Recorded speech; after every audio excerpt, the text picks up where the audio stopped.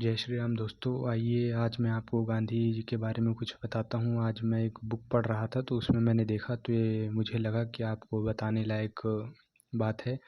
मैं इससे पहले आपको एक बात ये बताता हूँ कि गांधी परिवार का शुरू से ही पता नहीं क्या लगाव है एक ही धर्म के प्रति, एक ही मज़हब के प्रति।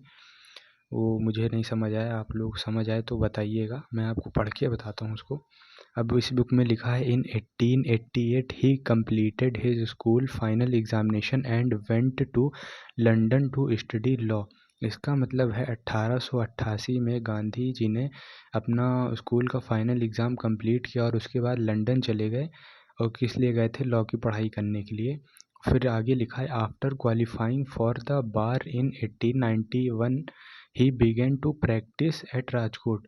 मतलब कि बार क्वालिफाई करने के बाद 1891 में उन्होंने वापस राजकोट में प्रैक्टिस करना शुरू करा। और फिर उसके बाद and from there he shifted to Bombay. During the year 1893 he left for South Africa to conduct a case of a Gujarati Muslim merchant. यहाँ पे ध्यान दीजिएगा आप लोग। फिर उसके बाद में वो बॉम्बे शिफ्ट हो गए और उसके बाद ड्यूरिंग द ईयर 1893 मतलब कि 1893 में गांधी जी साउथ अफ्रीका के लिए रवाना हुए। और रवाना किस लिए हुए? एक गुजराती मुस्लिम मर्चेंट का केस लेके। और फिर उसके बाद for about 20 years 1893 to 1914 Gandhi stayed in South Africa. और उसके बाद 20 वर्षों के लमसम गांधी जी 1893 से 1914 तक साउथ अफ्रीका में रहे।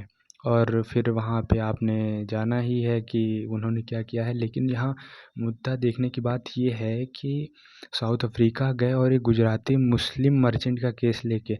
मतलब जब वो वहाँ से लौट के आए 1914 में आए थे तो आप लोग देख सकते हैं जैसे कि भगत सिंह जी को फांसी हुई थी, चंद्रशेखर आज़ाद जी को गोली लगी थी। मतलब वो जो फ्रीडम फाइटर थे उनकी कोई परवाह नहीं थी। उन लोगों को जो फांसी लगी तो उनमें गांधी जी ने कुछ भी ये नहीं किया। हमेशा इनका सत्याग्रह आंदोलन पता नहीं कहाँ चले गए थे, उस टाइम पे नहीं आ रहे थे। वो भी तो हमारे देश के नागरिक थे, उनके लिए भी तो न्याय ज़रूरी था। लेकिन गांधी जी ने पता नहीं कितना अहिंसा का चोला ओढ़ रखा था। हर हमेशा अहिंसा नहीं काम आती है। जय हिंद साथियों।